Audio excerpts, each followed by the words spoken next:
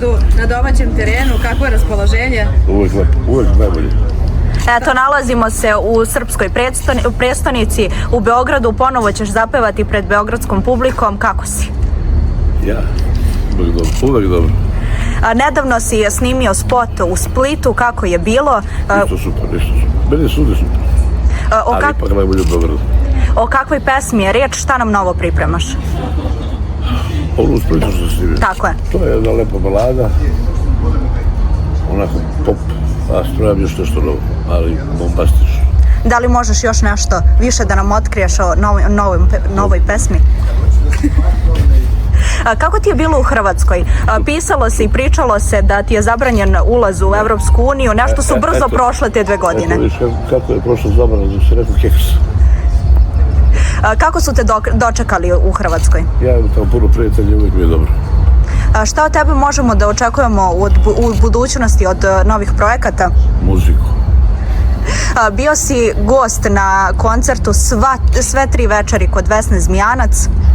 Ona je legenda i meni je čast. Bio bi 15 puta, da je 15 dana, imali bi svih 15 dana bilo. Koja ti je pesma njena omiljena? Ima puno. Svatovi su najbolji. Da li je veća odgovornost kada praviš sopstveni koncert ili kada si gost tako jednoj legendi poput Vesne? Kako komentarišeš ove otkazane nastupe takozvanih samozvanih zvezda? Ne pratim. Stvarno ne pratim. Imaćeš uskoro koncert u Tuzli, evo već u subotu. Šta možeš da poručiš svojoj publici? Će biti dobra žurka, šta drugo. Jel bi nam rekao još nešto malo o susretu sa Vesnom za kraj, ovako kako je to izgledalo i za kamera, susret sa Vesnom Zmijanac? Što se svaki dan srećem, tako da nema što. Čujete i ovako van kamera, ste drugari dobri? Da.